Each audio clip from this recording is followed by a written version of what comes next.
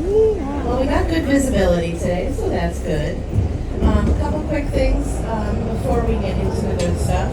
If you guys want to sit down and dangle your feet in, that's perfectly fine. Just be aware of things like flip-flops, sunglasses, small items that might drop down in there. Just keep those secure. If anything does fall down in there, I will get it at the end. Don't try and get it yourself, please. As we mentioned earlier, looking down through this glass is not for everyone. If you're starting to feel clammy, dizzy, not well in any way, you want to go topside, get fresh air. You don't want to fight the battle down here. You're not going to win. And the absolute last place that you want to be if you're not feeling great is in the restrooms. I repeat, do not go into the restrooms if you don't feel well. Go outside, like I said, get some fresh air. Brendan will be up there, give you some tips and tricks to feel better. But we actually are pretty nice out here. Like I said, we got good visibility. If you guys see anything big or cool, please interrupt me, holler it out, because you have a lot more eyes in the water than I have. So if you see something like a shark or a stingray or a turtle, please holler and point it out. If you guys have questions, feel free to interrupt me too. This is an interactive tour. Also, as we mentioned, we've got white little party bags on the wall. If you feel like you might need one of those gift bags, those are for you to keep. You don't want those back.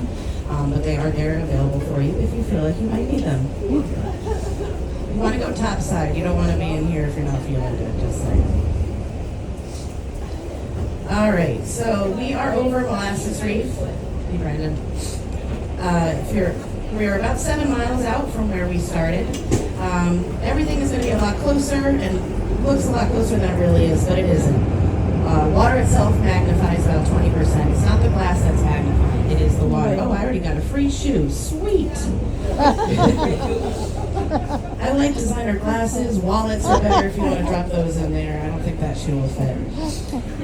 Anyway, so we are over Molasses Reef. It is part of a barrier reef system that starts down at the Dry Tortugas, and it goes for about 350 miles all the way up to West Palm Beach. It does break up, but it is considered one reef. One of the main questions I get down here is, where are all the beaches? Everybody comes down to the Keys thinking that it's covered in beaches. Well, they are covered in beaches, but you're looking at it. They're all underwater. The barrier reef does exactly that. It's a barrier for all of those waves coming ashore, so all of that sand deposits out here. So if you're at a resort that has a nice sandy beach, more than likely it was shipped in from the Bahamas and it's man-made. All of our islands here are fossilized coral structure, which we'll get into as well. So everything that you're looking at down here either is or was alive. They are not plants. The stuff that's waving back and forth that looks like seaweed, those are actually soft corals. Those are all animals. All of this is made by animals. Hundreds and thousands of years of growth on top of it. Unfortunately, it is taking its damage. We have, humans themselves plus nature. There's a lot of things against it. But we are trying to get it to come back. A lot of researchers and volunteers are trying to aid in making it a little bit healthier down here. There's programs where we actually plant healthy pieces of coral and hope that they take and continue to grow on this reef. This particular spot here is known as what we call a SPA, which is Sanctuary Preservation Area. And we're trying to protect it. And what that SPA means is no touching, no taking, no fishing, no feeding the fish, literally nothing besides looking. There's all those white mooring balls that are around us. Those are for people to grab onto because you cannot anchor here, because dropping your anchor would do a tremendous amount of damage on these corals that are pretty sensitive. So you come up here with your boat, grab onto those tag lines, which are the lines that are hanging off of those balls. Those are securely affixed to the bottom in a safe way that they're not hurting the reef. It's first come, first served. Whoever grabs it, you guys can, use it that way. So it's a nice way to protect the reef. If you were to touch or take, it can be, it's considered a federal offense, and they can fine you pretty significantly. So even if it's an empty shell or a piece of coral that looks dead, it is extremely important to the reef to regrow. When the reef regenerates, it's going to send off little polyps into the water. They cannot swim, they cannot move, they kind of flutter down, and hopefully they land on these hard structures that you see. If they're out in the sand, then it's just kind of meal for the next little critter. They need that hard structure to attach onto to continue to grow. Also, coral, as I mentioned, is an animal, but it is sensitive to touch and sunscreen, anything that you have on your body. So if you guys are getting in the water, another thing I'd like to promote is Reef Safe Sunscreen. They sell it pretty much any gift shop, any Walgreens, anywhere around here. We do want you to protect yourself from the sun. But all of us getting in the water, all of that gets into the water system, and it takes away the slime coat, which is the protective barrier on the reef. And then they're susceptible to parasites, diseases, and all sorts of nasty things. So if you guys are getting in the water, try to use Reef Safe sunscreen. And please stay away from that spray sunscreen. None of that gets on you. All goes in your neighbor's face, and the rest of it goes right in the ocean. So try to use that Reef Safe sunscreen. I know I saw at least one turtle coming up. Anybody see any while we were underway? Their little heads pop up. It's kind of hard with those white waves. They do pop their little heads up. They typically are around the reef. They don't hang out so much on the reef because what they're doing is they're going after that turtle grass, which is all around the reef area. That's their main diet. So when we head back in, definitely keep your eyes peeled on the surface. I'll holler if I see anybody. They're kind of like they're not green actually, they're a brownish, grayish color, almost the same color as that seaweed that's floating, and their little white head will pop up. So we do have a couple different kind of sea turtles down here. The most common one we see is the green sea turtle. And they're actually called green sea turtles because their meat is green. Their shell is not green because of all that seagrass that they're eating. They're actually green on the inside. Another favorite food that they have is jellyfish. They will snack on jellyfish, and unfortunately, garbage that's floating in our water, like plastic bags, balloons, to them that looks like jellies. And what they do is they grab onto that, and they have a very specialized beak mouth. They have almost reversed hair, barb type structures in their mouth to prevent them from losing their meal, like those jellyfish that are slippery. But when they realize that piece of garbage is not something they want to eat, they can't spit it out. They end up having to hang on to it and bring that down. And when they do swallow it, it affects their buoyancy. So they can't go up and down, control their depth. And they can't go down to get that seagrass, which is their natural diet. So lucky for us down here, though, we have a sea turtle hospital. If you're heading south, I highly recommend going to the sea turtle hospital. It's in Marathon.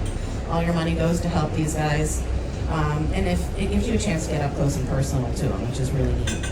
If we happen to see a turtle in distress out here, you just give them a call. They send literally an ambulance, little turtle ambulance out here to come pick them up, bring them back. Hopefully they can get them to where they can be released. That's their main goal. But if not, they'll live their nice retired life down at the Sea Turtle Hospital.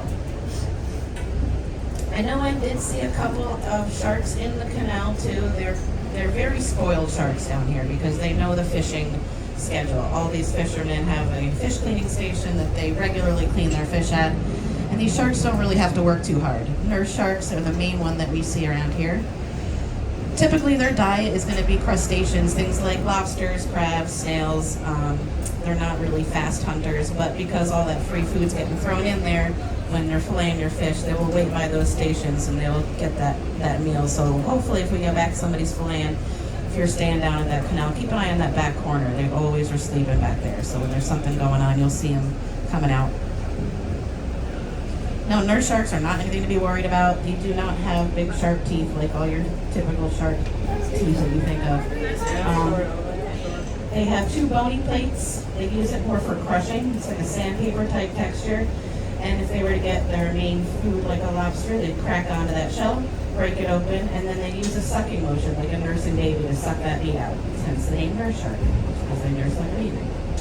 Almost everything in here that was named is either named what it looks like, sounds like, acts like. They're not very creative, but it makes it a lot easier for me to identify things as well. You see a stingray? Is that what you said? Keep an eye on this bottom too. The stingrays are good at camouflaging. They usually will kind of shimmy down in that sandy area. Their mouth are on the bottom of their body, so they use electromagnetic sensors to detect their food. And they'll use their wings to poof the sand up, and then they'll uncover their little snacks, and they'll eat it that way. They're very good at detecting. They don't really need their eyesight. But they are good at camouflaging. What they'll do is they'll cover their body up with that sand, so all you see is the little two eyes popping out, and they're ambush predators, so they'll wait for the food to come to them. Now we have a lot of critters in here that I know people are scared of. Barracuda have a bad reputation. Sharks have their own reputation. Do you guys know what the most dangerous animal on the reef is? Yes. Nope, it's you. It's humans. Humans are the most dangerous animal on the reef.